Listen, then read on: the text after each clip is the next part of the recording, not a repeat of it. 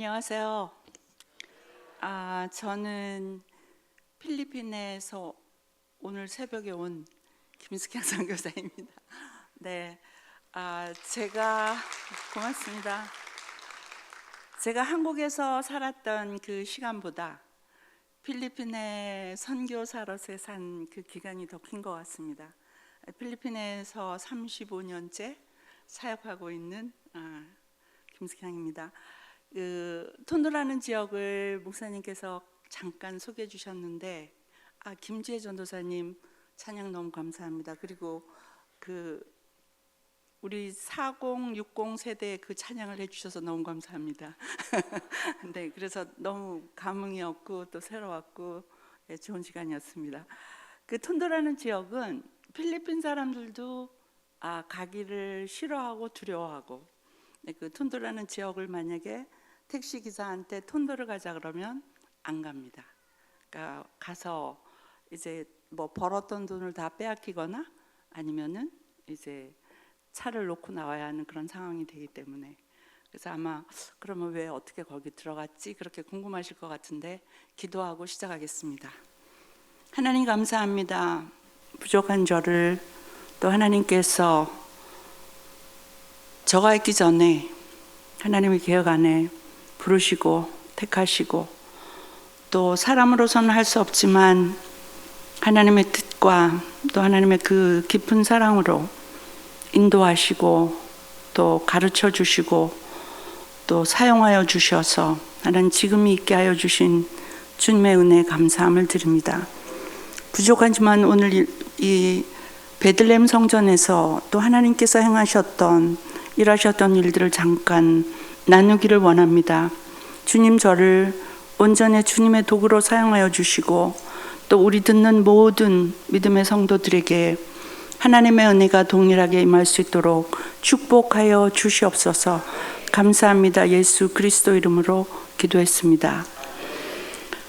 혹시 김민우 강도사님께 제가 숙제를 부탁했어요. 제가 2015년도에 그 다니엘 기도에 잠깐 나갔었거든요.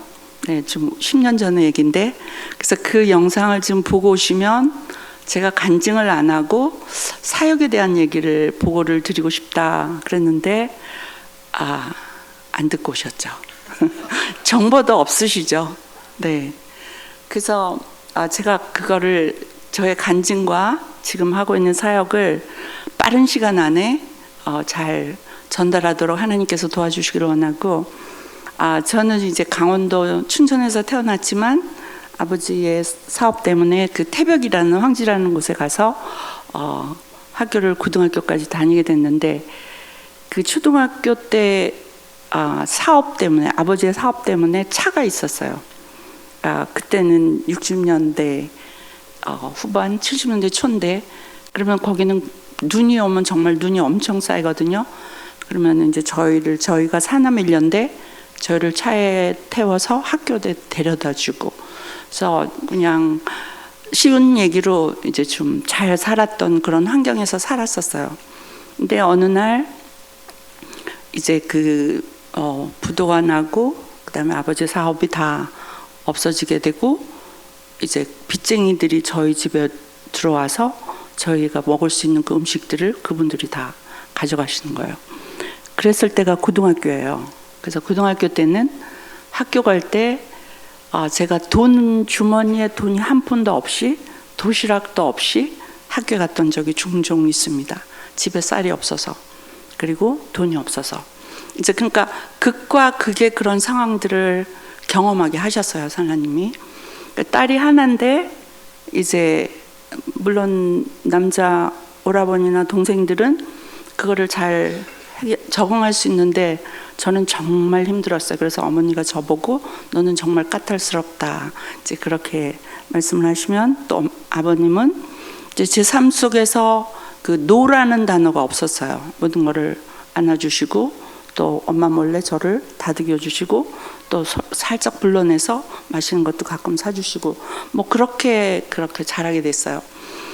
그랬는데 제가 고등학교 3학년 때 이제 학교를 졸업을 해야 되는데, 그때는 수업료를 냈었거든요. 근데 수업료를 못 내서 졸업을 할지 말지. 그래서 선생님이 저를 장학금을 주신다고 약속을 했는데 그것도 또 뜻대로 되지 않고. 근데 어느 날 저는 이제 그 점심 때 도시락을 안 싸갔을 때는 종이 딱 울리면 제일 먼저 문 밖으로 튀어나가서 화장실에 일단 들어가서 피했다가 그다음에 화장실 뒤에 가서 이제 하나님하고 대화를 하는 거예요. 그러니까 강원도 태백을 가면서부터 제가 교회를 다니게 됐어요. 주일학교부터. 근데 너무너무 그 상황이 어렵고 그러니까 학교에 가면 그때는 토요일까지 학교를 갔었거든요. 그럼 금요일 날쯤 되면 방송으로 전 학생이 다 들을 수 있도록 김숙향 수업료 안 냈어요. 언제까지 낼 거예요? 그렇게 막 방송을 하는 거예요.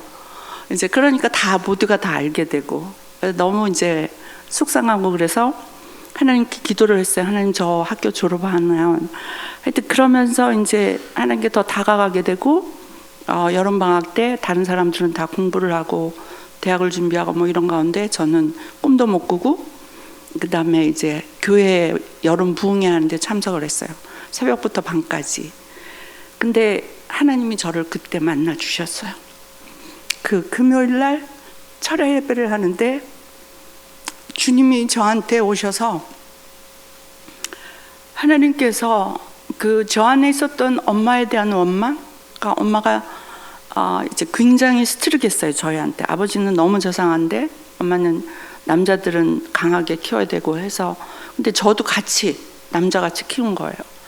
그러다 보니까 엄마에 대한 그런 어려움, 그런 원망, 이게 가장 마음에 있었던 것들을 풀어주시고, 그 다음에 이제 저 안에 이제 하나님 앞에 고백해야 할 죄들을 회개케 하시고 성령을 체험하게 하셨어요. 방언을 하게 하고, 그 다음에 예배가 끝나고 새벽에 나갔는데 정말 그 어둠의 세력들을 볼 수 있는 그런 영안의 눈을 열어주시고, 그러니까 많은 것들을 갑자기 1시간 안에 그런 것들을 체험하게 하고, 이제 그런 경험을 하면서 하나님을 제가 마음으로, 그 다음에 삶 속에 정말 만날 수 있는, 성령으로 체험할 수 있는 그런 시간을 주셨어요.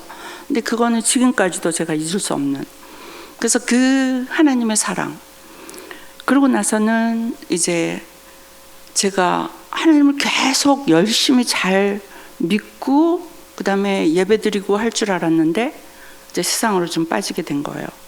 강원도에서 어머니가 집을 정리하고 이제 저희 서울로 오면서 아이들을 공부를 시켜야 된다고, 그때 아버지는 이제 병을 얻으셨고, 하여튼 그런 가운데 서울에 올라와서 제가 처음에 이제 잠깐 직장 생활을 하면서 이제 주말이면 등산을 가고, 등산을 엄청 좋아하니까 그러다 보니까 교회를 멀리하고, 그러다가 하나님이 아버님을 데려가시면서 그 목사님이 전 가족이 교회 나오지 않으면 내가 장례를 안 해주겠다, 이런 조건으로 이제 해서 저희가 그 약속을 지켰어요.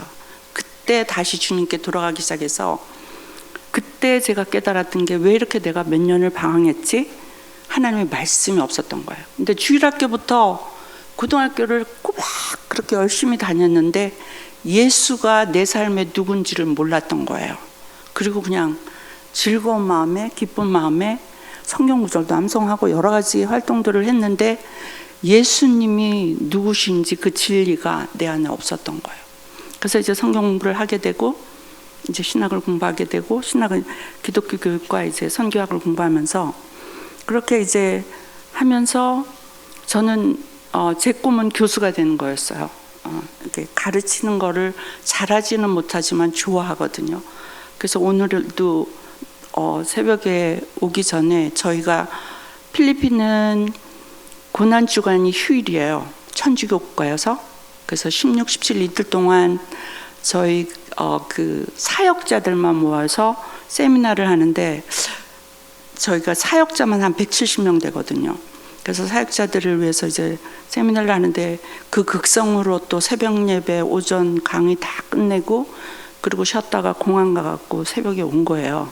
그러니까 안 해도 되는데 굳이 제가 하겠다고. 그러니까 가르치는 걸 좋아해요. 잘하지는 못하지만.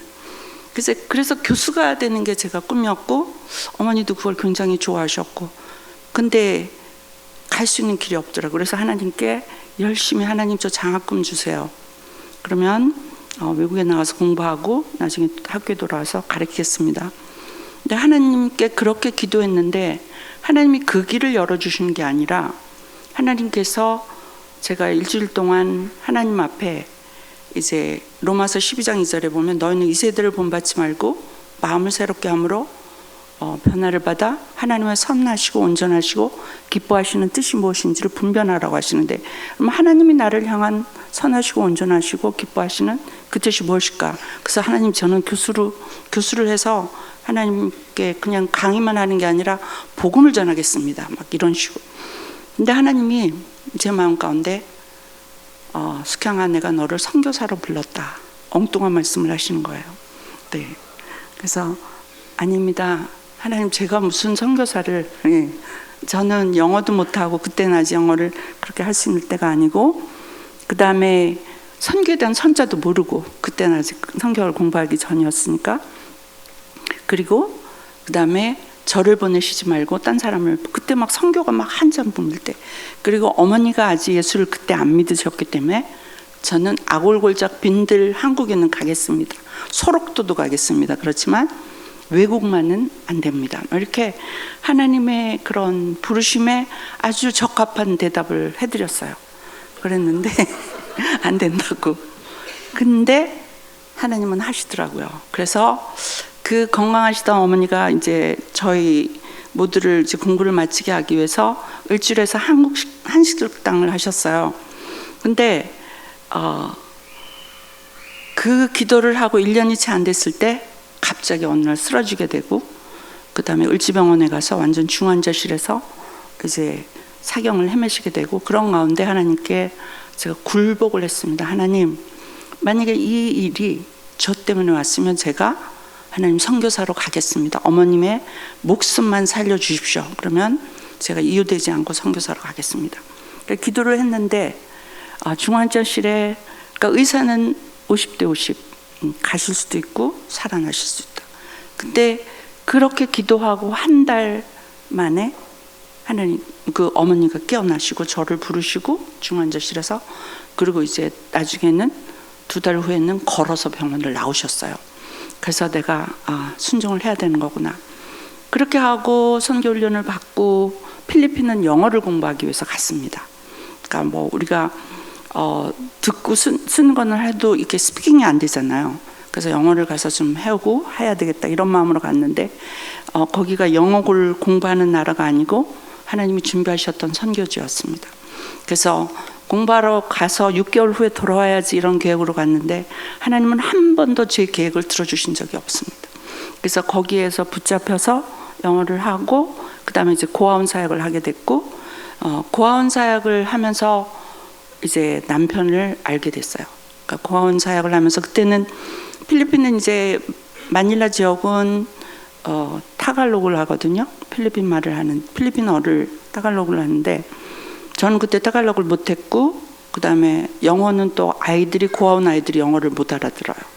그러니까 이렇게 커뮤니케이션이 안 되잖아요. 그러니까 이제 그런 말씀을 증거해 주러 목사님들이 고아원에 오시는 거예요. 근데 그 중에 한 분이 이제 제가 아는 분인데, 누군가 너를 놓고 기도한다, 누군가 너를 위해 기도한다.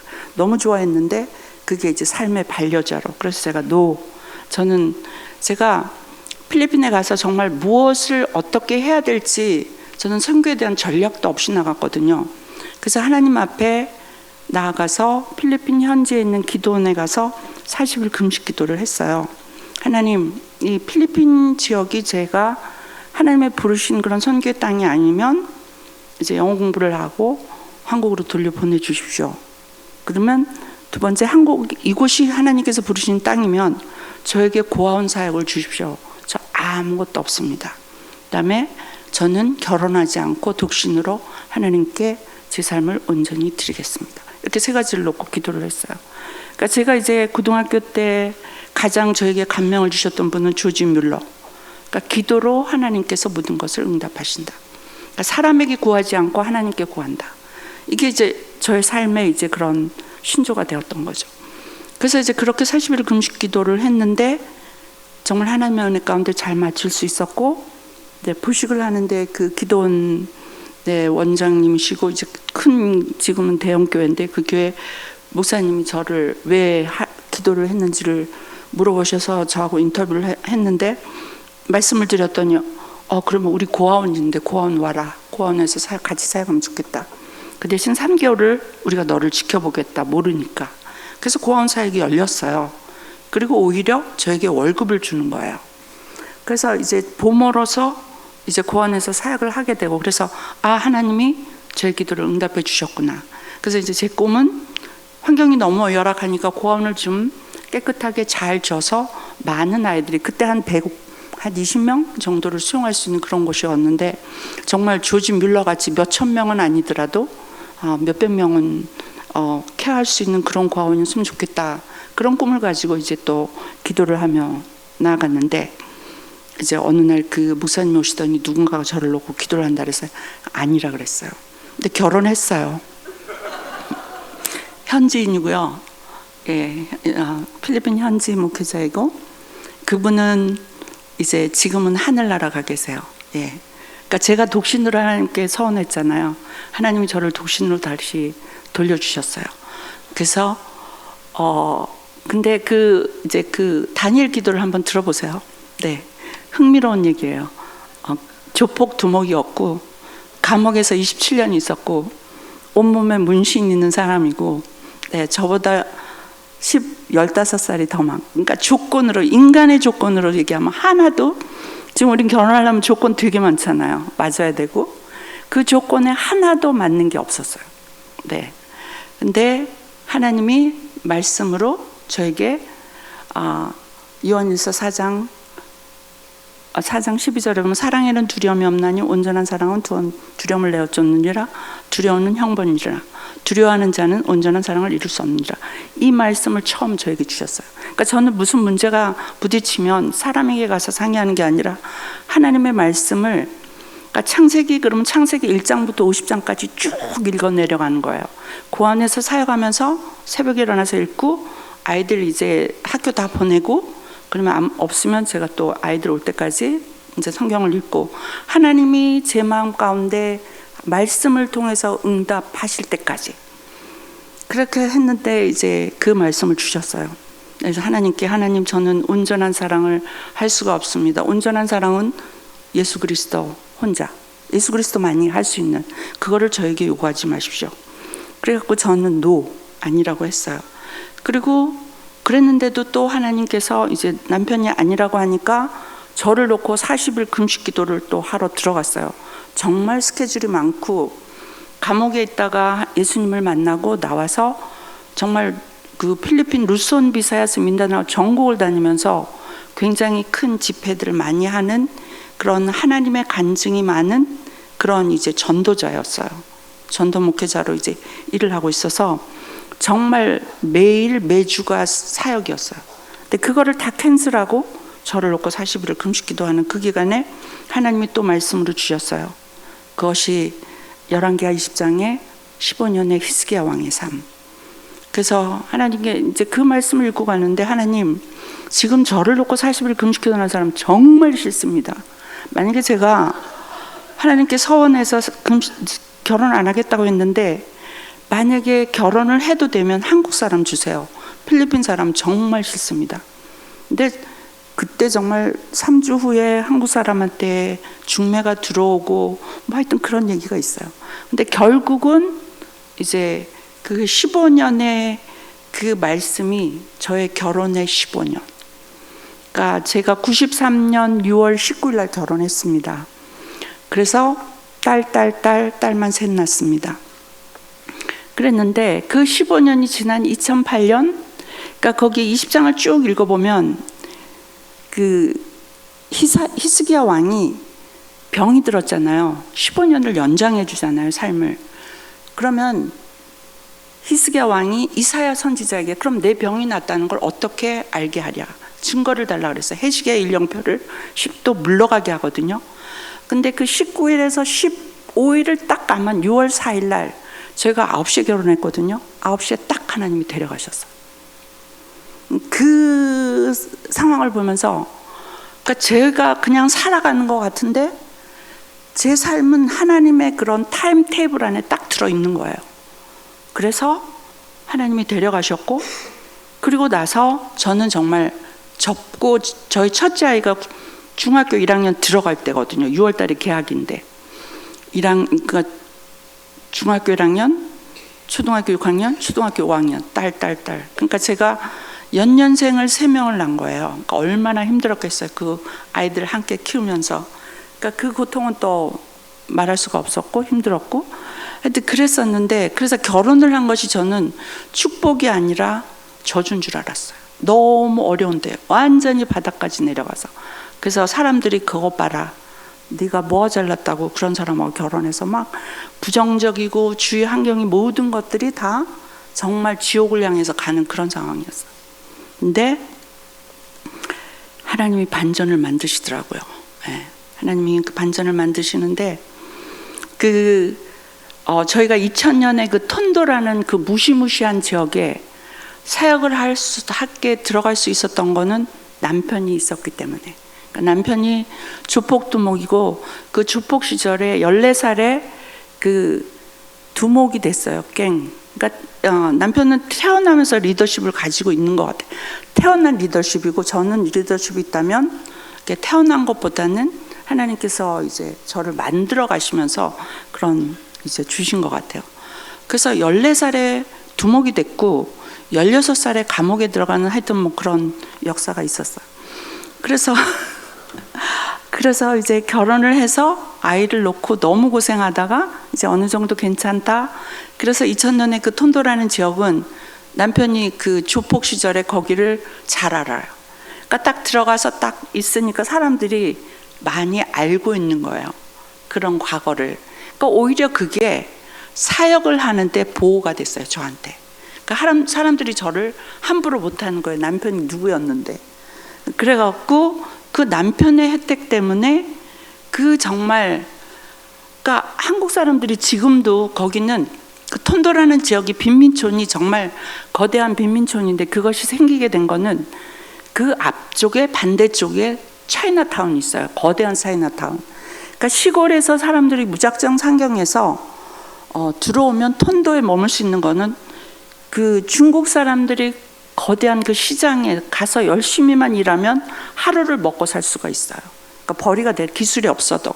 그러다 보니까 그 한 가지, 어떤 벌이를 쉽게 가볼 수 있는 것과, 또 한 가지는 거기는 모계사예요. 모계사인데 부모님, 어머니의 교육의 열이 한국 어머니의 교육의 열과 같아요. 내 가정에 아이들이 한 명이라도 대학을 졸업했으면 좋겠다는 게 꿈이에요. 그래서 저희가 톤도에 들어갈 때 교육 사역을 위해서 들어간 거예요. 그래서 루디아 선교를 시작한 거예요. 그래서 한 가정에 한 명, 아주 빈민촌의 아이들, 그 다음에 쓰레기 더미 위에 사는 아이들, 그런 아이들을 뽑아서, 그러니까 이제 제가 이제 또 어떤 이제 그 김준호 목사님이 하시던 그 두레마을에 와서 훈련을 받으면서 후원자를 만나게 됐어요. 근데 그분이 그때 벤처마켓이 한참 유행일 때 그런 큰 사업을 하시면서 돈을 많이 버셔서 선교를 하시고 싶은 열정이 엄청 큰 거예요. 그래서 후원을 할 테니 1000여 명의 아이들을 하루에 죽을 끓여 먹여라, 이런 프로포설을 주셨는데, 저희 남편은 그거면 안 하겠다. 한 달에 1000만 원을 후원해도 난 그건 안 한다. 근데 아이들에게 교육으로 시작하겠다. 그러니까 톤도의 그런 빈민이 되는 거는, 태어나서 부모가 빈민위에서 태어나서 죽을 때까지 거기서 죽는, 그거는 교육의 부재이기 때문에. 그래서 그들에게 교육을 해준다면 나는 내 삶을 들여서 일을 하겠다. 이렇게 돼갖고 그분이 변화가 돼서 그런 그런 피딩을 접고 교육을 함께 된 거예요. 그래서 루디아에 들어가서 저희가 사역을 하게 됐고, 그래서 루디아 선교를 2000년에 시작하면서 처음에 시작했던 게 50명, 그 다음에 100명. 그래서 100명의 장학생 아이들을 키웠던 거예요. 그랬는데 2000년에 들어가서 4월에 시작했는데 2008년 6월에 하나님이 남편을 데려가시면서 그 기간 안에 제가 기아 대책을 알게 됐어요. 그러니까 제가 한국에 있을 때 대학생 아이들을 이제 대학부를 담당했었는데 그 아이들이 커서 목회자가 된 거예요. 그래서 그 중에 한 목사님이 기아 대책에 가서 훈련생들에게 매 기마다 훈련을 하는 거예요. 전도 강의를. 근데 그 한국에 갔더니 그 후배가 성사님, 내가 기아 대책에서 훈련하는데 어린이 사역에 대한 관심이 큰 것 같은데 거기에 알아보시고 한번 거기 훈련 받으시면 후원도 잘해주시고 아주 좋은 것 같다고. 그래갖고 알아봤더니 제가 이제 훈련을 받을 수 있어서 2008년 1월에 제가 1, 2월에 훈련을 받고 또 저희 필리핀 사역자가 제가 받고 온 후에 또 이제 4, 5월에 들어와서 또 훈련을 받고 그리고 6월 달에 7월 달에 이제 남편이 부부가 다 받아야 되니까 태국에 가서 받을 계획이었는데 하나님 6월에 데려가신 거예요. 그래서 그 기간 안에 그게 준비가 되었던 거예요. 기아하고 연결이 됐던 거예요. 그래서 남편이 가고 기아 대책이 저에게 온 거예요. 기아 대책을 시작하면서 들어갔더니 저희의 그 사역의 전략이, 그러니까 이제 아이들 교육 사역을 하면서 거기에 전략이 뭐였냐면, 그러니까 새벽 예배, 그러니까 처음부터는 아니고 2002년부터 지금까지 새벽 예배를 하고 있습니다. 그러니까 전에는 월요일부터 토요일까지 했었는데 사역자들이 너무 힘들어해서 화요일부터 금요일까지 일주일에 4번을 합니다. 그래서 5시부터 7시까지. 그러니까 저희는 설교를 1시간 해요. 그리고 1시간 기도하고. 네. 그러니까 아이들은 이제 중고등학교 대학생 아이들은 참석했다가 시간이 되면 가고 남 이제 성도들은 이제 기도하고 그렇게 해서 새벽 예배를 하고 있습니다. 그래서 지금까지 그렇게 이제 새벽 예배의 그런 은혜로 하나님이 이 사역을 계속 이어가고 계시는 것 같아요. 그 기도의 힘으로. 그래서 새벽 예배를 통해서 이제 기아 대책에 시작됐는데 1000여 명의 아이들이 오게 된 거예요. 저희 센터에. 근데 너무 아이들이 많아서 다 이제 처음에 500명, 저희가 센터가 2개인데 러브하고 드림이 있는데 러브에 500명. 그래서 이제 드림을 이제 저희가 하는 사역을 보고 저희 사역이 기아 대책의 그런 전략에 먼저 어드밴스를 하고 있는 거예요. 그러니까 거기도 아이들을 키워서, 그러니까 복음과 빵이 함께 가는 그 사역이거든요. 빵만이 아니고 복음만이 아니고 복음과 빵이 함께 가는. 그래서 아이들을 중심으로 하는 사역이거든요. 그게 저희하고 너무 맞아서 그때는 정말 교회에 후원자들이 한 교회 몇백 명씩이었어요. 그래서 몇천 명의 후원자가 줄 서 있는 거예요. 후원하고 싶어서. 그러니까 김숙현 선교사 센터 하나 더 열어. 빨리. 그래서 후원자들 빨리 가져가. 막 이런 정도. 지금은 후원자가 없어요. 근데 그때는 후원자가 기다리고 있어요. 후원하고 싶어갖고. 그래갖고 저희가 이제 톤도에 들어가서 사역을 하면서 그 톤도에 그 같이 사역하는 다른 사역자들과 제가 협력 사역을 했었어요. 그래서 한 그 사역자는 저희 센터 러브센터에, 한 사역자는 다른 지역에서 사역하고 있었는데 그 지역에 드림센터를 오픈하게 된 거예요. 그 사역자를 기점으로. 그래갖고 거기에 사역을 하면서 이제 500명, 1000명이 된 거예요. 그러다 보니까 남편이 있을 때 같이 했던 그분들이 다 일꾼이 된 거예요. 그래서 저는 한국 사람들이 한 명도 없습니다. 그래서 필리핀 현지 일꾼들로 해서 그 일을 하면서 저희가 하는, 그리고 어머니들의 그런 매주 토요일은 어머니들 교실, 그러니까 2시에는 어머니 교실, 저녁 7시에는 아버지 교실. 그렇게 해갖고 부모님들도 교육을 해야 돼요. 애들만 하면 교육에 효과가 없는 거예요. 그래서 이제 그렇게 하면서 지금은 부모님들의 리더가 있어서, 구역장들이 있어서 구역장들이 각 지역마다 성경 그 지역을 인도하고 있습니다. 그래서 러브 같은 경우에는 어머니들이 18개 구역을 맡고 있고, 아버님들은 10개 구역을 맡고 있고, 그 다음에 드림은 어머니들이 10개 구역을 맡고 있고, 아버지들은 5개 구역을 맡고, 그러니까 각 그 현지 지도자들을 세워서 일으켜서 그분들이 이제 다 사역자가 된 거예요. 그래서 이렇게 막 각 지역에서 센터에서 뭐 그렇게 이제 아버지 어머니들의 모임과 성경 공부를 지금까지도 아버지 어머님들의 모임을 하고 있습니다. 루디아 선교 때부터 시작된 것이. 그래서 여러 가지 이제 공부를 하고, 그러면서 저희가 이제 토요학교라는 게 있어요. 토요학교는 뭐냐면 주일 학교를 하다 보면 1년 전에 다닌 아이, 2년 전에 다닌 아이하고 오늘 오는 애들하고 같이 자꾸 믹스가 되잖아요. 같이 하게 되잖아요. 교육이 안 돼요. 그래서 처음 오는 아이들은 주일학교에 못 와요. 토요학교에 오는 거예요. 그래서 토요학교에서 6개월에서 8개월 동안 매주 토요일 와서 교육을 받고 빠지지 않고 잘 나오는 애들을 선별해서 그 아이들을 주일학교로 보내는 거예요. 그렇게 해갖고 이제 매년마다 이제 그게 팬데믹이 끝나고 코로나가 끝나고 시작됐어요. 그전에는 기아대책에 아이들이 1000여 명이 있어서 저희가 2018년에 기아대책하고는 러브센터는 종료를 하고 그 다음에 드림센터는 22년에 종료가 됐어요. 그러니까 지금은 기아대책에서 하는 아이들의 사역이 없어요. 그렇지만 그러고 나서 이제 팬데믹이 왔고 그래서 그 팬데믹 기간 동안에 필리핀은 아이들이 집 밖을 못 나갔어요. 그러니까 나가면 걸리면 부모님들이 잡히거나 감옥에 가거나 벌금을 물어야 되니까 아들이 완전 집에 있으니까 어떻게 하지를 못했는데 한 1년 반쯤 지나니까 약간씩 이제 이게 좀 풀어지기 시작해서 저희가 주일학교를 교사들, 대학생 아이들, 부모님들을 팀을 만들어서 각 가정에 그러니까 새벽에 기도를 하는데 하나님 이 팬데믹이 끝나면 주일학교 아이들이 없는 거예요. 거의 졸업하고 중고등부로 가고 대학을 갔으니까. 그래서 한 100여 명 정도 남을 것 같아서 어떻게 해야 될지 모르는데 하나님이 저한테 사도행전 2장에 가정교회, 가정에서 모였잖아요. 그 말씀을 기억나게 하시면서 아이들을 오게 하지 말고 지금은 올 수가 없으니까 가라. 그렇게 갖고 제가 그러면은 러브하고 드림센터에서 가정을 오픈할 수 있는 가정이 몇 명 있는지 한번 알아봐라. 그랬더니까 러브에서는 한 12가정이, 드림에서는 한 10가정이 우리 가정은 오픈하겠습니다. 그게 굉장히 위험한 상황이거든요. 아직 코로나가 끝난 상태가 아니어서.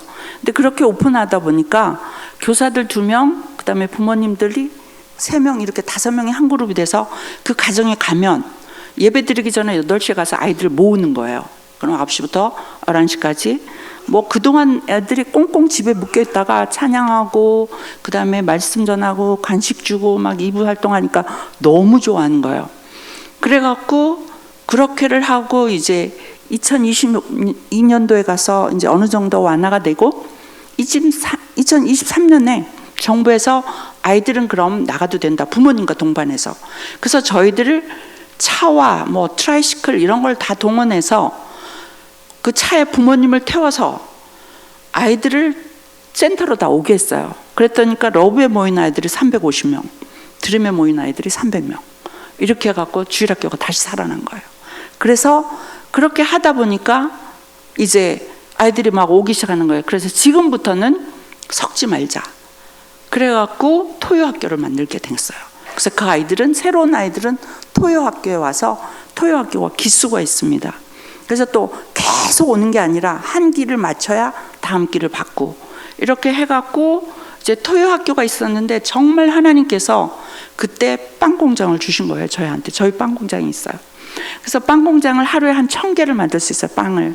그래서 저희 이제 어머니하고 청년이 교육을 받고 훈련을 받아서 배웠어요. 이 베이킹을 배워서 빵을 만들어서 토요학교에 오는 아이들에게 빵이 엄청 크거든요.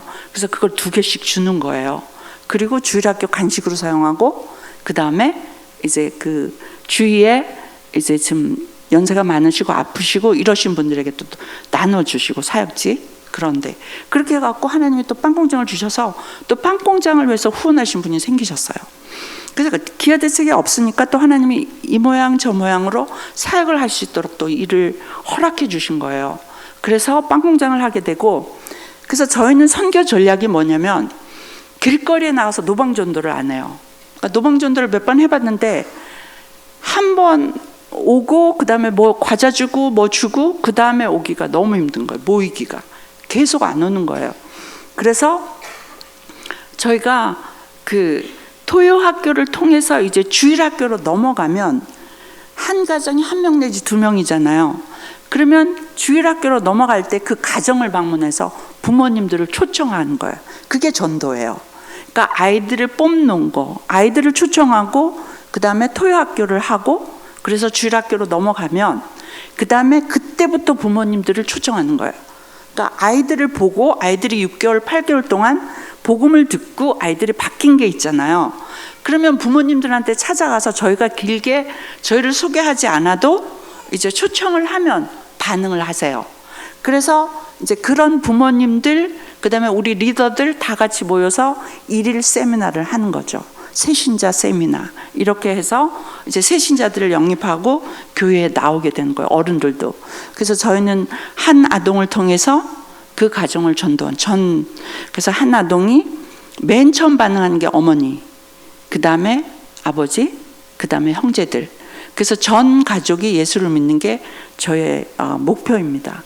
그래서 그렇게 이제 선교 전략을 하다 보니까 이렇게 안정적으로 인원들이 이제 계속 들어오고, 그 다음에 또 올라가고, 그렇게 많이 나가기도 하죠. 또 떠나기도 하지만 계속 인원이 늘어나는 그런 상태에 있습니다.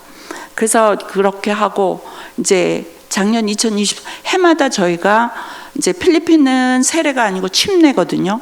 그래서 침례를 바다에 가서 하든지 강에 가서 하든지 그렇게 못 가면은 수영장에서 해요. 그러니까 이 수영장은 34층 건물 제일 꼭대기에 있는 거예요. 그래서 그분이 이제 중국인인데 그분도 이제 저희 후원자이시기도 하세요.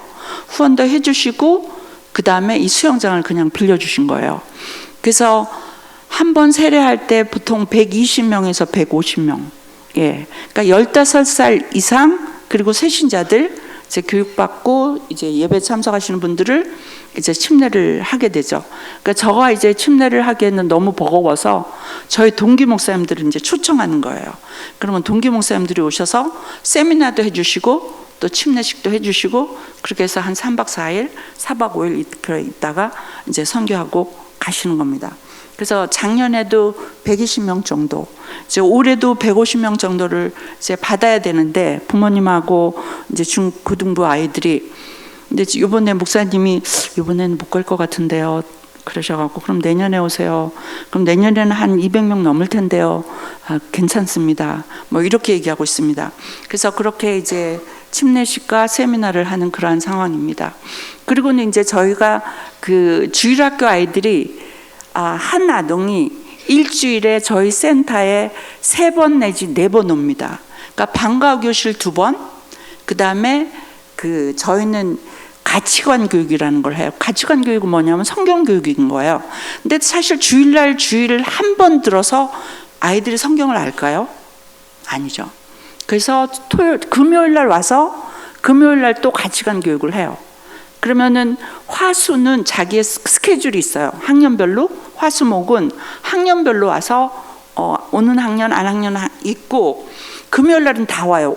그러니까 거기 필리핀은 특별히 그 마닐라라는 지역은 정말 인구 밀도가 높아서 초등학교 한 학교에 학생이 10,000명, 오전에 5,000명, 오후에 5,000명 옵니다. 그 학교 건물이 대학교 캠퍼스 같습니다. 그리고 한 학교는 8,000명. 그러니까 보통 학교가 그렇게 큰 그런 학교들이거든요. 그러니까 아이들이 엄청 많죠. 그러니까 저희가 지금 주일학교 아이들이 한 700명 정도 되는 게 많은 인원이 아닙니다. 그래서 그 아이들에게 방과후, 방과전. 그러니까 오전반 아이들은 학교에 가고, 그러니까 오전반은 6시에서 12시까지. 끝나면 저희 센터에서 점심을 먹고 저희가 급식을 해주고 그 다음에 잠깐 쉬었다가 오후에 방과후 교실을 하고, 오후에 학교 가는 아이들은 오전에 센터에 와서 먼저 공부를 하고 밥을 먹고 학교를 가고, 그래서 저희도 오전 오후 학교같이 그렇게 학교를 하고 있습니다.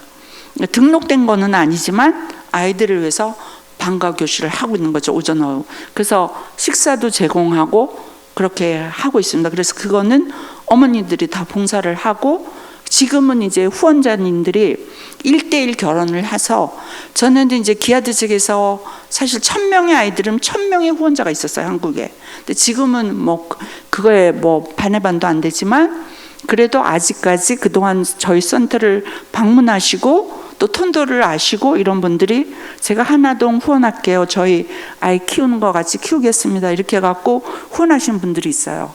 그래서 그 후원금을 가지고 이제 아이들 식사도 하고 그 다음에 이제 이렇게 방과후 교실을 하는 풀타임 선생님들에게는 사례비도 좀 드리고, 그 다음에 대학생 아이들에게도 이제 그런 조금의 용돈을 주고 그 아이들의 그 학교 가지 않는 날은 이렇게 와서 봉사를 하는 거죠. 그래서 이제 교사들이 충당이 되고 있습니다. 그리고 이제 여름 성경학교도 하고, 지금 이제 다음 주부터는 저희는 썸머 클래스가 이제 주일학교 아이들 그 다음에 청소년들 해갖고 오전 오후 풀로 새벽부터 이제 뜁니다. 그러니까 평일 때보다 오히려 방학이 더 이제 바쁜 거죠. 그리고 저는 그래서 잠깐 도망왔습니다. 필리핀이 너무너무 더워요. 정말 저는 추운 것보다 더운 거를 훨씬 좋아하거든요. 그래서 필리핀이 좋아요. 근데 지금은 너무 더워서 한국이 좋습니다. 예, 오니까 너무 날씨가 좋네요. 그래서 하여튼 그런데 러브에는 각 방마다 그래도 에어컨이 있어요. 하나님의 은혜로 정말 에어컨을 다 이렇게 제공해 주셨는데, 드림은 에어컨이 없어요. 거기는 전력이 약해서 에어컨을 쓸 수가 없어요. 그래서 이제 뭐 방과후 교실 그런 거를 이제 영어와 그런 과학 특별 그거 하고, 그 나머지 이제 성경 읽기, 성경 배우기, 성경 공부하기, 성경 쓰기, 이거를 중점적으로 어렸을 때 하는 거예요. 성경 이거를 하고, 그 다음에 이제 저희는 이제 6월, 7월, 8월은 선교팀이 오거든요. 이번에도 7개 팀이 이야기되어 있는데, 이제 오면은 이렇게 우리나라의 그런 여름 성경학교를 일주일 동안에 한 2, 3일 동안 해줍니다. 그리고 나서 가정방문도 하고, 그 다음에 체육대회도 하고, 그리고 관광도 하고, 그렇게 해갖고 5일 선교를 여러 교회에서 많이 옵니다. 그래서 온누리교회 이제 양재나 용산이나 인천이나 이렇게 여러 군데서 이제 팀을 가지고 청년들, 어른들, 이번에는 초등학생들도 선생님들하고 같이 와요. 두 팀이. 그래서 그렇게 와서 이제 이렇게 활동을 하는 그런 거를 한번 사진에 담아봤습니다.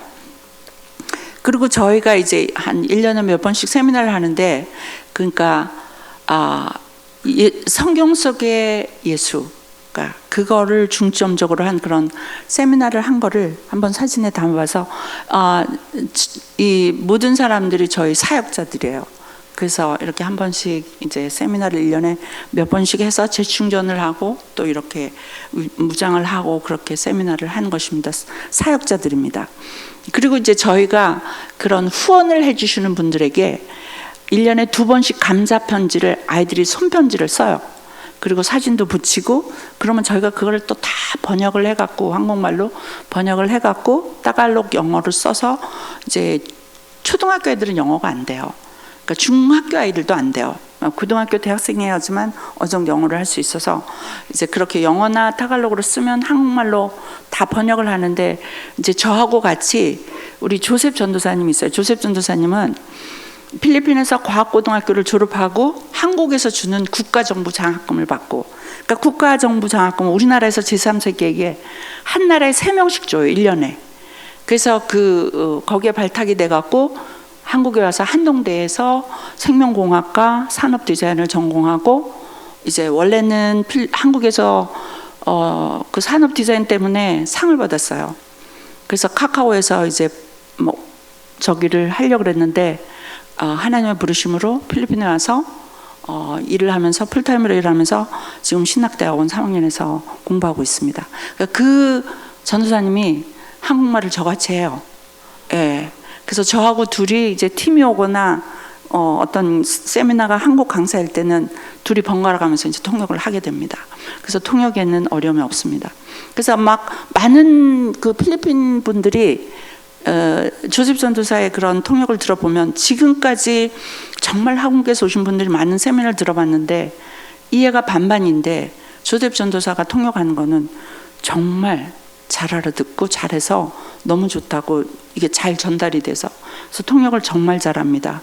그래서 그렇게 하는데, 그래서 번역을 하고, 그 다음에 이제 이렇게 저희가 정보를 이제 그 후원자에게 사진과 그 다음에 이름과 이런 것들을 보내드리곤 합니다. 그리고 이제 그 편지 안에 이제 상반기, 하반기에 하였던 사역들을 사진을 찍어서 같이 선교지 소식을 그렇게 전해드리기도 합니다. 네. 그런데 작년에 제가 이제 톤도에 제가 4월 7일 날 한국에 들어왔어요. 쉬려고. 그러니까 저도 좀 도망을 온 거죠. 너무 피곤해서. 그랬는데 4월 10일 날 톤도에 불이 엄청 크게 났어요. 그래서 저는 이제 제가 11일 날 전주에 목사님들하고 같이 쉬러 가려고 다 계획을 다 잡고 또 어떤 분이 저에게 티켓까지 다 주시고 그렇게 갖고 그 다음날 새벽에 가려고 했는데 10일 날 저녁에 연락이 왔는데 톤도에 불이 났다는 거예요. 그러니까 목사님들이 불이 난 거 가자 그랬는데 못 가겠더라고요. 그래갖고 제가 그날 하나님 저는 좀 쉬면 안 되나요? 쉬러 왔는데 또 불이 나갖고 그런데 그때 불이 나갖고 저희가 한 120가정이 500가정이 불이 났는데 120가정이 피해를 봤는데 100가정 집 짓기 한 가정에 100만 원씩 그렇게 했는데 제가 한국에 있어서 다행히 혼이 정말 잘 됐어요.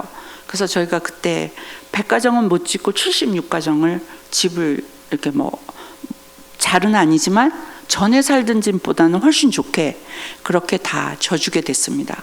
그래서 작년에 불이 났는데 또 올해 또 불이 났어요.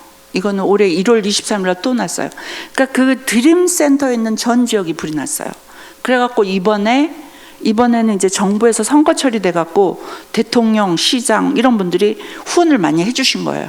그래서 한 가정에 50만 원씩 하고 그 다음에 거기에서 일부를 이제 소화전을 그 마을에다가 저희가 50개를 그 15m에 하나씩 해갖고 50개를 쫙 불이 나기 시작하면 소화전이 있으면 금방 끄면 되는데 이게 없으니까 그냥 너무 크게 번지는 거예요. 왜냐하면 소방차가 들어갈 수가 없고 집이 다닥다닥 붙어 있고 나무집들이 많고 그러니까 한 번 나면 그냥 확 타버리는 거예요. 그래서 이렇게 소화전을 놓고 이렇게 이제 지역에다가 다 설치를 했습니다. 원래는 그 동이나 그런 바람가이라는 곳에서 해야 되는데 예산이 없다고 못하겠다 그래서 그냥 저희가 그 지역사회를 위해서 이렇게 소화전을 다 설치를 하게 됐습니다. 그리고 이 사진은 저희가 24년도 12월 크리스마스 성탄 예배를 이제 다 모이니까 한 1,400명이 되더라고요. 이제 초등학교부터, 그러니까 주일학교부터 어른까지 러브하고 드림센터가 다 모여서 1,400명이 돼서 센터에서는 더 이상 못 모이고 이제 한 학교의 큰 지역을 그 강당을 오픈되어 있는 곳을 불려서 예배를 드렸던 곳입니다. 그래서 하나님께 이제 기쁜 예배도 드리고 선물도 나누는 그런 시간이었고요. 그 다음에 이제 올해는 저희가 20일을 특세를 했어요. 새벽 예배를 항상 잘 나오는 것이 아니라 좀 연말이 되면 크리스마스 이런 것 때문에 줄어서 이제 1월 20일부터 21일 특별 새벽 기도를 또 러브와 드림센터 나눠서 이렇게 특별 새벽 예배를 해서 했고 저희 초등학교 때 왔는 아이가 이제 커서 지금 결혼하는 정원에서 가든 웨딩을 하는 그곳에 가서 제가 또 설교할 수 있는 그런 기회를 말씀을 증거할 수 있는 기회를 주셔서 이렇게 결혼식 하는 그런 장면들도 한번 사진에 담아봤습니다. 그리고 혹시라도 제가 꾸밀 수도 있는데 혹시라도 베들레헴 교회에서 이제 만약에 톤도를 온다 그 열악한 지역에 우리가 어떻게 가서 사냐 이렇게 하실 텐데 러브센터는 너무 괜찮습니다. 그래서 이렇게 내부에 잘 돼 있고 저희가 그 인천에 있는 한 교회에 청년들 51명을 받아왔습니까? 51명이 제일 사이즈예요. 그래서 51분까지는 오실 수 있습니다. 좋은 곳은 아니지만 에어컨도 있고 음식이 정말 맛있습니다. 네, 어머니들이 한국 음식 퓨전입니다. 한국 음식, 필리핀 음식 섞어서 이렇게 아주 잘 먹고 열심히. 그래서 저희는 새벽부터 밤까지 아주 뺑뺑뺑뺑 돌립니다. 그래서 열심히 드시고 에어컨에서 잘 주무시고 그리고 정말 열심히 일하시고 그렇게 이제 사역을 하는 그런 그 선교센터의 내부를 한번 담아봤습니다. 그래서 혹시라도 선교 가실 데가 없으면 저에게 연락을 주셔서 톤도를 오시면 톤도에 왔던 그런 피드백을 들어보면 오셨던 분들 중에 가장 첫 번째 반응이 정말 감사. 그러니까 이제 가정에서 나는 내 방이 있긴 한데 방이 너무 작다고 죄송합니다. 너무 작다고 부모님께 늘 불평하고 그랬는데 여기 와 보니까 내가 살고 있는 그 방에 5명이 살고 있더라.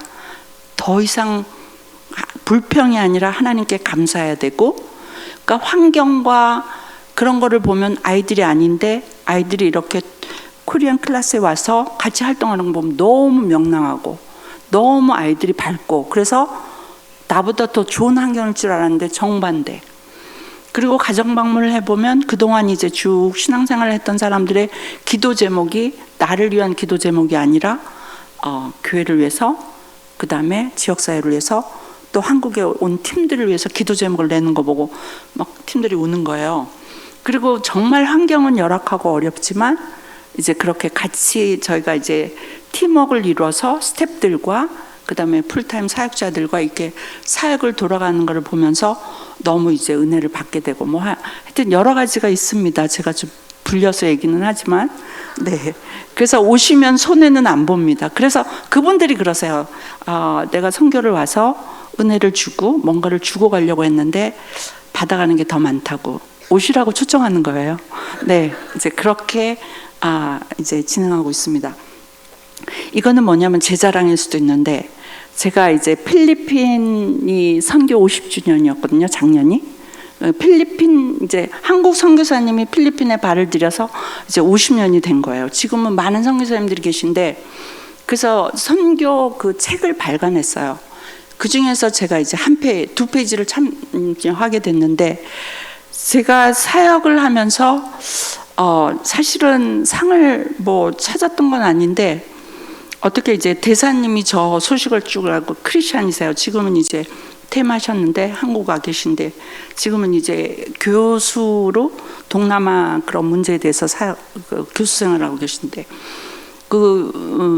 제가 전에 한번 그 샌프란시스코에 이제 또 김용희 선교사님하고 같이 그쪽에 이제 한인들을 위해서 그런 세미나를 갔던 적이 있어요. 그때 거기 영사로 계셨다가 소식을 들으시고 필리핀에 이제 대사로 오신 거예요. 그래서 이제 저를 찾으시고 톤도를 방문하시고 이렇게 해서 그것 때문에 자꾸 저를 추천하신 거예요. 근데 문재인 대통령이 방문하시고 그때 이제 그 강경화 외무장관이 같이 오셨어요. 제가 좋아했거든요. 그래갖고 이렇게 돼갖고 제가 그분이 외무부 장관일 때 외무장관상을 받게 됐어요. 그래서 한번 자랑해 봅니다. 그래서 이렇게 나온 거고, 이 사진에는 제가 딸이잖아요. 그래서 세 딸이 지금 다 자라서 다 대학을 졸업하고, 이 하얀 이제 그 옷을 입은 아이가 첫째 아이인데 머리가 좀 긴, 얘가 이제 한동대를 졸업했거든요. 국제법을 전공했는데 원래는 이제 한국이나 아니면 미국에서 이제 더 공부를 하려고 하다가 필리핀으로 왔어요. 그러니까 저희가 가치관 교육을 할 때 저희 남편이 모든 톤도에서 공부한 사람들은 나중에 대학을 외국에 나가서 어디서 공부하든지 톤도로 다 돌아와야 된다. 이거를 어렸을 때부터 주입을 시킨 거예요. 왜냐하면 필리핀의 문제는 자원의 부족의 문제가 아니고 인재 부족의 문제가 아니고 애국심이 없다. 그러니까 영어를 하게 되니까 뭐 있는 가정들은 다 미국이나 영국이나 외국 다 가잖아요. 그러니까 인재들이 다 나가 있는 거예요. 그러니까 우리는 뭐 인재는 아니지만 모든 공부를 마치면 톤도를 돌아와서 톤도를 위해서 일을 해야 된다. 이런 것들을 가치관 교육을 하면서 심어준 거예요. 그래서 한 아이는 경북대 대학원 다니다가 이제 톤도에 돌아와서 걔도 국가장학생으로 왔다가 이제 경북대 대학원 이렇게 하고 다시 톤도에 돌아와서 풀타임으로 3년 일하다가 지금은 이제 직장 생활을 하고 있고요. 그 다음에 한 아이는 또 이제 또 한동에 가서 자매인데 공부하고 지금 졸업을 했고, 이제 이렇게 해서 다 톤도로 돌아왔어요. 톤도로 돌아와서 사역자 일을 하고 있고 직장 생활을 하면서 이제 파타임으로 또 일을 하고 있고. 그래서 저희 딸아이도 그게 이제 남았는지 갑자기 엄마 저 그냥 필리핀에 가서 그냥 대학원을 필리핀 법을 하겠습니다. 이렇게 돼갖고 이제 필리핀에 가서 UP에서 이제 대학원 그 법을 공부하고 이제 지난번에 시험을 쳐서 이제 변호사 자격증을 따게 됐습니다. 그래서 변호사가 됐고, 이제 근데 좀 슬픈 얘기지만 한동에 있을 때 걔가 이제 우울증을 앓았어요. 그게 뭐냐면 제가 너무 어렸을 때부터 사역에 집중하느라고 이 아이와 같이 있었던 시간이 없었고, 그 다음에 얘가 중학교를 들어갈 때 아버지가 돌아가셔갖고, 그러니까 아빠하고 제일 친했거든요. 그러니까 사춘기를 안 거친 거예요. 엄마를 보호하기 위해서 그걸 다 끌어안았던 거죠. 근데 그게 대학교에 가서 터진 거예요. 그래갖고 우울증을 알았는데 그게 낫기까지 7년이 걸리더라고요. 근데 그 아픔을 통해서 하나님께서 저를 가르치시더라고요. 그래서 걔를 통해서 하나님께서 저에게 인내를 가르쳐 주시고, 그러니까 남편이 저에게 남겨준 게 믿음과 인내였어요. 그러니까 남편은 감옥에서 자랐고 다른 거는 없지만 성경을 영어와 따갈록으로 2009절을 암송을 해요. 그러니까 영어를 성경을 암송하면서 배운 거예요. 그래서 제가 처음 만났을 때 영어로 이제 커뮤니케이션을 하기도 했는데, 그러니까 그 우울증을 아는데 조금 괜찮아졌다가 또 하고 이렇게 해서 1년 휴학도 하고 이렇게 어려움이 많았어요. 근데 잘 극복한 케이스가 됐어요. 그렇게 너무 하나님의 은혜이고, 그래서 변호사가 됐고, 근데 지금은 이제 변호사가 꿈이 아니고 제 최종적인 목적은 한국에 와서 한국의 대사로 일하는 게 꿈이에요. 그래서 지금 외무고시를 지난번에 봐서 1차를 합격하고 지금 2차를 이제 시험 친 상태에 있습니다. 그래서 물론 가야 할 길이 길지만, 그러니까 어떤 변호사를 통해서 돈 이런 게 아니라 어떻게 일을 할 수 있을까, 남을 위해서 그랬던데, 그게 어떻게 또 이렇게 친구하고 연결이 돼서 이제 한국에 와서 지금 필리핀 사람들이 계속 많이 들어오잖아요. 그래서 필리핀 사람을 위해서 또 한국과의 적절한 일들을 할 수 있지 않을까. 그래서 이제 먼 훗날 한국에 그렇게 이제 킴이라는 이름이 들어가는 수지인데, 혹시 루시라는 킴이라는 이름이 들어가면 제 딸인 줄 기억해 주세요. 그래서 이제 그렇게 꿈을 가지고 있고, 다 이제 좋은 직장에서 지금 잘 일을 하고 있습니다. 그래서 어려웠지만 정말 모든 것이 하나님의 은혜이고, 그래서 이렇게 보면 가장 큰 것은 하나님께서 우리가 믿음, 그러니까 하나님이, 그 사랑은 하나님께로부터 왔는데 그 사랑의 내용에, 그 사랑이라는 것이 어떻게 시작됐을까? 하나님께서 시작된 그 사랑이 무엇일까? 그 사랑은 하나님께서 자신이 독생자가 돼서 하나님이 예수님이 되셔서 나를 위해서 죽으셨다. 그래서 사역을 하면서 정말 어려움이 많고, 가장 어려운 거는 사람과의 관계, 물질보다도 사람과의 관계가 정말 어려웠어요. 다른 문화, 다른 언어, 다른 이해, 이런 거에서 오는 그런 차이, 갭, 이런 것들을 굉장히 축소하는 게 어려웠는데, 그래서 남편이었기 때문에 가능했고, 필리핀 사람이어서 가능했고, 그래서 톤대에서 정말 총 맞아 죽을 수 있었는데 그게 그렇지 않아서 은혜였고, 그랬는데 그럴 때마다 하나님께서 저의 마음에 주셨던 거는, 하나님이 나를 위해서 죽으셨다. 그러니까 예수 그리스도, 하나님이신 그분이 나를 위해서 죽으셨다. 불가능한 일이죠. 그러니까 내가 누군데, 내가 억만 명의 김숙향이가 있어도 하나님과 견줄 수가 없는데 그 하나님이 나를 위해서 죽으셨다.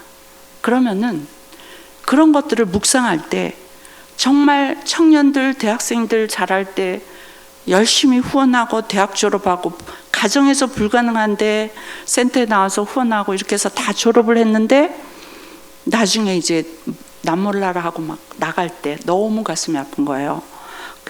잘해주면 뒷북친다. 막 그래서 잘해주지 말자.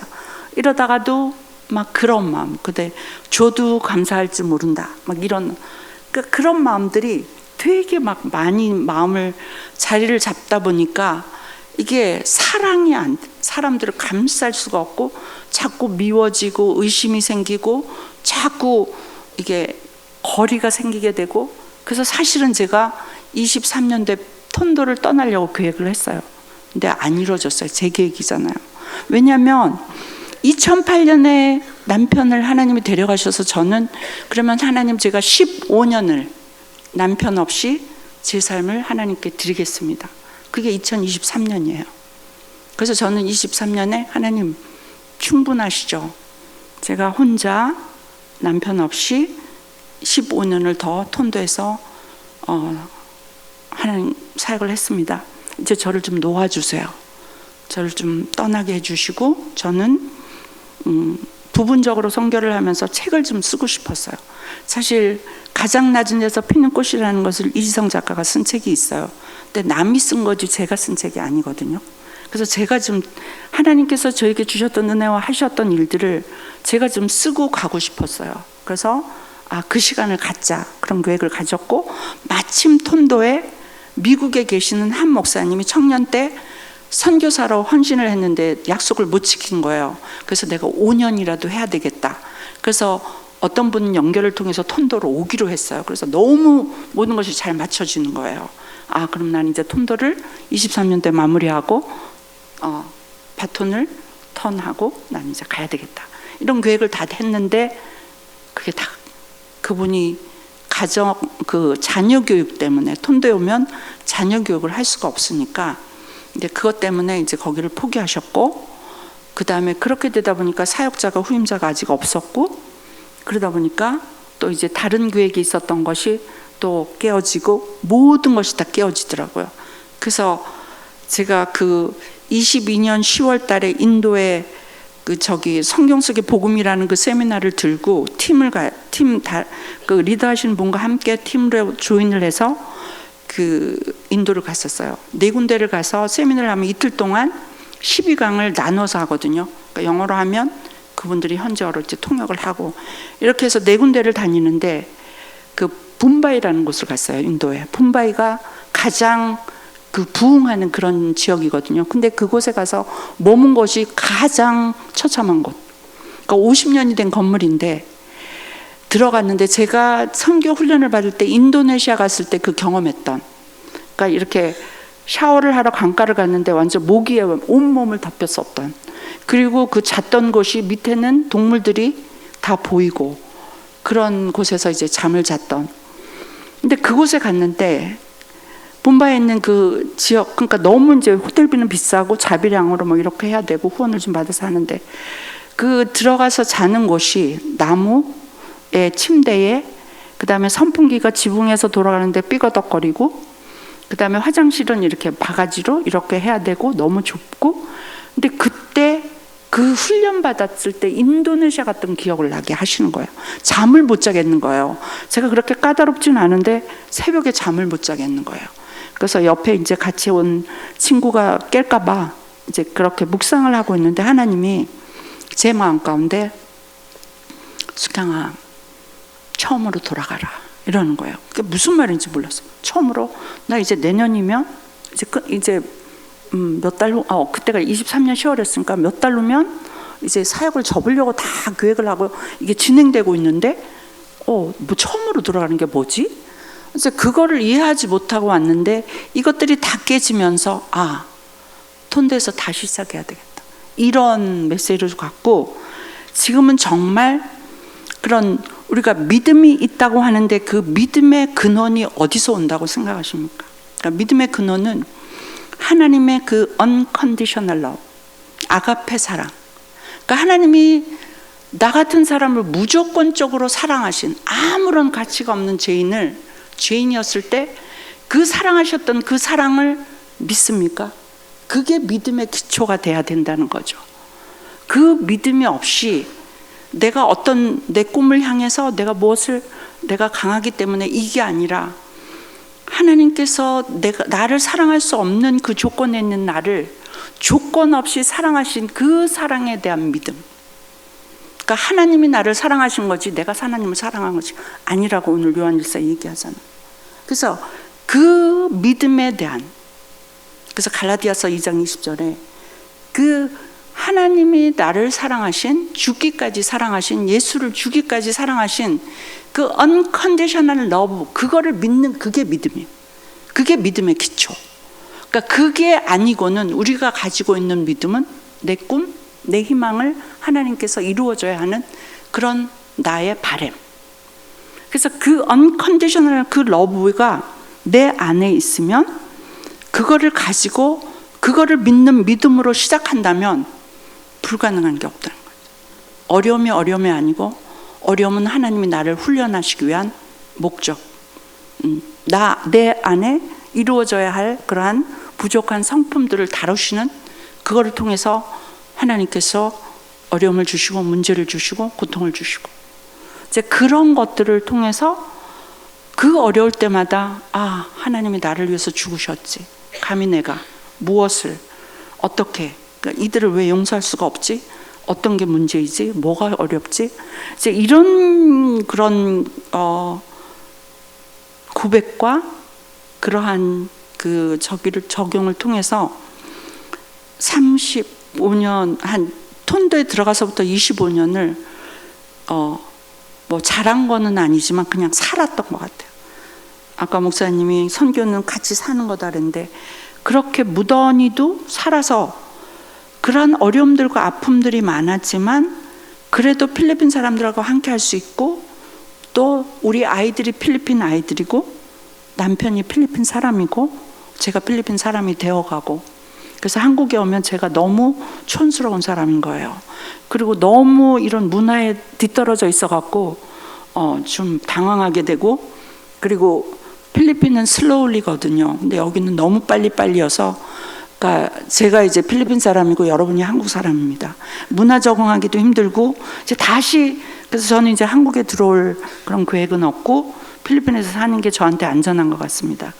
그래서 제 그런 계획으로 갖고 있고, 그래서 저희 톤도를 위해서 기도해 주셨으면 좋겠습니다. 톤도를 위해서 주일학교 아동들과 청소년들이 복음으로 잘 성장하도록, 그 다음에 하나님의 나라를 위한 러브센터와 드림센터의 사역자와 사역이 믿음으로 굳건히 서도록, 그 믿음은 하나님이 나를 조건 없이 사랑하신 그 사랑을 믿는 믿음, 그걸로 통해서 이제 그 믿음이 잘 성장할 수 있도록 신실한 주님께서 영육의 필요를 신실하게 채워주시고, 이제 저의 건강과 딸의 믿음을 위해서 기도해 주시면 너무 감사하겠습니다.